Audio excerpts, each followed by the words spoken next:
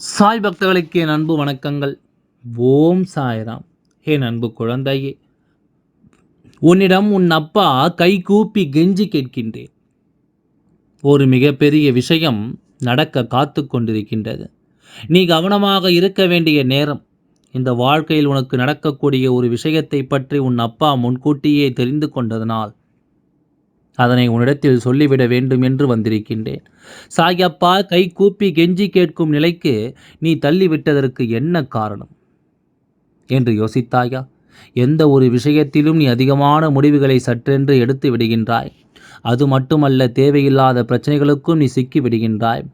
போலியான முகங்களுக்குள் இந்த வாழ்க்கையை நீ புதைக்க நினைக்கின்றாய். இவர்கள் உன்னை அழிக்க நினைக்கும் பொழுதெல்லாம் அதற்கு நீயும் உடன் சேர்ந்து ஒத்துப்பாடுகின்றாய். இவர்கள் இதைத்தான் செய்கிறார்கள் என்று ஏற்கனவே ஒரு முறை நான் அடையாளப்படுத்திவிட்டேன். அதன் பிறகும் மீண்டும் இவர்கள் செய்வதை நீ அதிகரித்து ஆதரித்து கொண்டிருக்கின்றாய். ஆனால் நிச்சயமாக இந்த வாழ்க்கையில் உனக்கு மேலும் பல கஷ்டங்கள் வந்து கொண்டே இருக்கும் என்பதனை நீ மறந்து விடாதே. மேலும் பல துன்பங்களும் வேதனைகளும் உனக்கு தொடர்ந்து கொண்டே இருக்கும் என்பதனை மறந்து விடாதே. சாயப்பா சொல்கின்ற ஒவ்வொரு சொல்லும் உன்னுடைய வாழ்க்கையில் நிச்சயமாக பல உண்மைகளை உனக்கு எடுத்து தந்து கொண்டே இருக்கிறது அல்லவா? எதையும் கடந்து நாம் இந்த வாழ்க்கையை வாழ வேண்டும் என்று நினைக்கும் பொழுது உனக்கான எல்லா உண்மைகளும் நிச்சயமாக என்னவென்று உனக்கு சரியான புரிதலை கொடுத்துவிடும். என் அன்பு குழந்தையே, நான் உன்னிடத்தில் ஒரு விஷயத்தை சொல்கிறேன் என்றால் நிச்சயமாக அதில் இருக்கின்ற சில ஆழமான உண்மைகள் உன்னுடைய வாழ்க்கைக்கு மிகவும் அதிகப்படியாக தேவைப்படக்கூடிய விஷயங்களாக இருக்கும். இது ஒன்று இருந்தால் போதும், என் குழந்தை பிழைத்துக் கொள்ளும். இந்த ஒரு விஷயம் என் குழந்தைக்கு தெரிந்தால் போதும், என் குழந்தை இந்த வாழ்க்கையில் நிச்சயமாக மிகப்பெரிய வெற்றியை அடைந்துவிடும் என்பதனை நான் நன்கு அறிந்திருப்பேன். அதனால்தான் சாயப்பா ஒவ்வொரு விஷயங்களையும் உன்னிடத்தில் கொண்டு வந்து சேர்க்க நினைக்கின்றேன் என்பதனை மறந்து விடாதே. நீ நினைத்தது போல இந்த வாழ்க்கையில் உனக்கு ஒவ்வொரு உண்மைகளும் ஒரு சேர நடக்கும் என்றால் நிச்சயமாக இதையெல்லாம் என் குழந்தை நீ சரியான புரிதலுக்குள் கொண்டு வந்து விட வேண்டும். எல்லா ஆசைகளும் எல்லோருக்கும் இருக்கத்தான் செய்கின்றது. ஒரு சிலர் நாம் ஆசைப்பட்டு அது நமக்கு நடக்காமல் போய்விடக்கூடாது, நாம் ஆசைப்பட்டு அந்த விஷயம் நமக்கு கிடைக்காமல் போய்விடக்கூடாது என்பதற்காக ஆசைகளையும் துறந்து விடுகின்றார்கள். இன்னும் ஒரு சிலர் தன்னை சுற்றி நடக்கின்ற விஷயங்களை எல்லாம் சரியாக கவனித்து எப்படியானாலும் இந்த திசையை, இந்த ஆசையை நம்மால் நிறைவேற்றிக் கொள்ள முடியும் என்று சொல்லி அதனால் தனக்கு கிடைக்கக்கூடிய சந்தோஷத்திற்காக அத்தனை முயற்சிகளையும் சரியாக செய்கின்றார்கள். இப்படியெல்லாம் ஒருவருக்கு வாழ்க்கையில் ஒரு விஷயத்தை செய்ய முடியும் என்றால் நிச்சயமாக இனியும் எதையும் விட்டுவிடாமல், காலம் தாழ்த்தாமல் தனக்கு நடக்கக்கூடிய அத்தனை உண்மைகளையும் சரியாக ஒவ்வொருவரும் தெரிந்து கொள்ள வேண்டும்.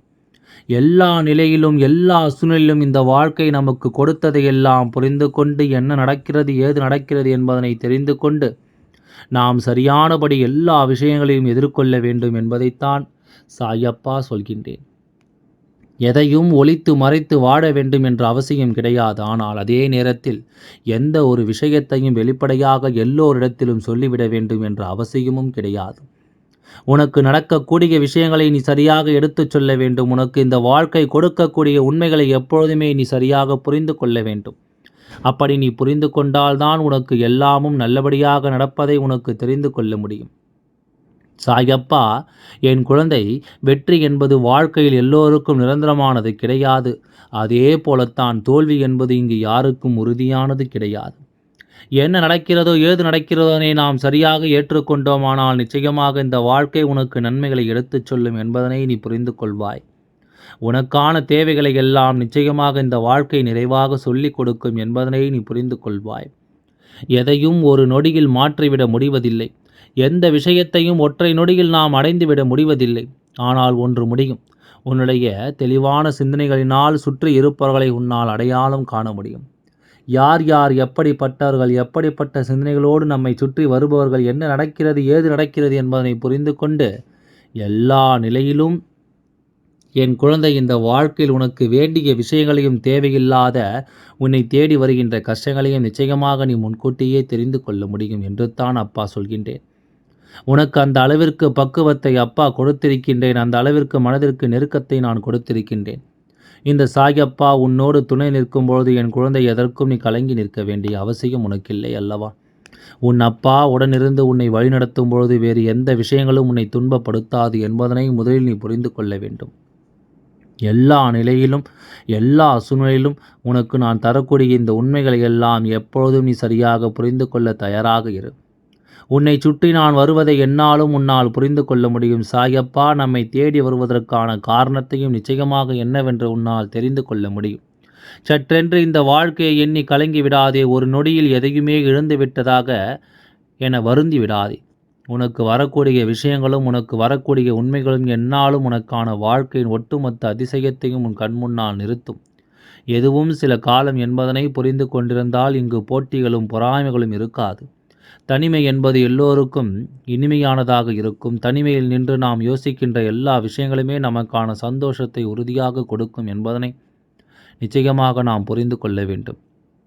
என்ன நடந்தது, ஏது நடந்தது என்பதனை நாம் தெரிந்து கொள்ள முயற்சி செய்யும் பொழுது இந்த வாழ்க்கை நமக்கான ஒட்டுமொத்த விஷயங்களையும் ஒரு சேர சொல்லி கொடுக்க வேண்டும் அல்லவா? ஆனால் எல்லாவற்றையும் நம்மால் சரியாக புரிந்து கொள்ள முடியாத ஒரு நிலை இருக்கும்பொழுது இனி என்ன நடந்தாலும் நாம் மிகுந்த வெற்றியை நிச்சயமாக நிறைவாக பெற்றுக்கொள்வோம் என்பதனை முதலில் புரிந்து கொள்ள வேண்டும். சரியானபடி இந்த வாழ்க்கை நமக்கு கிடைப்பதையெல்லாம் நாம் தெரிந்து கொண்டோமானால் இனி எந்த நேரத்திலும் நமக்கான உண்மைகள் என்னவென்று நமக்கு தெரிய வந்து என் குழந்தை கனவுகள் தூக்கி சுமக்கின்ற நமக்கு அந்த கனவுகள் நிறைவேறவில்லை என்றவுடன் எத்தனை கோபம் வருகின்றது. நாம் ஆசைப்பட்ட வாழ்க்கை கிடைக்கவில்லை என்றவுடன் எத்தனை கோபம் வருகிறது.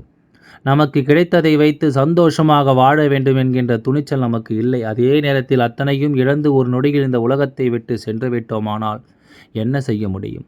என் குழந்தையே, எல்லாம் முடிந்ததல்லவா? கிடைக்காத ஒன்றிற்காக வாழ்க்கை முழுவதும் போராடுவதா? கிடைத்த ஒன்றை வைத்து சந்தோஷமாக இருப்பதா என்பதில் நாம் கவனமாக இருக்க வேண்டும் அல்லவா? சாயப்பாவின் வார்த்தைகள் என் குழந்தைக்கு புரிகின்றதா? என் குழந்தை எதையும் இழந்துவிட்டோம், எதையும் நாம் விட்டுவிட்டோம் என்று சொல்லி வருந்தி கொண்டிருக்காமல் நமக்கு நடக்கக்கூடிய நல்ல விஷயங்களில் கவனம் செலுத்தி உன்னை தேடி வருகின்ற உண்மைகளை எல்லாம் என்னவென்று புரிந்து கொள்ள வேண்டும். இந்த வாழ்க்கை எவ்வளவுதான் வலித்தாலும் நீ அமைதியாக இருக்க வேண்டும். நீ சத்தமிட்டு புலம்பும் வார்த்தைகள் உனக்கு வேண்டுமானால் உணர்வின் வழியாக இருக்கலாம். ஆனால் அதை கேட்பவர்களுக்கு அது வெறும் பொழுதுபோக்கு என்பதனை மறந்து விடாதே. அப்படி இருக்கிறது வாழ்க்கை, இப்படி இருக்கிறது வாழ்க்கை என்று சொல்லி புலம்புவதை விட எப்படி இருந்தாலும் அதை எதிர்கொள்வது தான் வாழ்க்கை என்று நினைத்து விட்டால் போதும். நிச்சயமாக உனக்கான சந்தோஷங்கள் எல்லாம் நிறைவாக உன் கைகளில் கிடைக்கும் என்பதனை நீ தெரிந்து கொள்வாய். சாயப்பாவின் வார்த்தைகளினால் உன்னுடைய வாழ்க்கையில் இருக்கின்ற அத்தனை விஷயங்களும் உனக்கு சரியானபடி நடக்கத்தான் வேண்டும். இந்த வாழ்க்கையில் உனக்கு சரியானபடி மகிழ்ச்சியை கொடுக்கத்தான் வேண்டும்.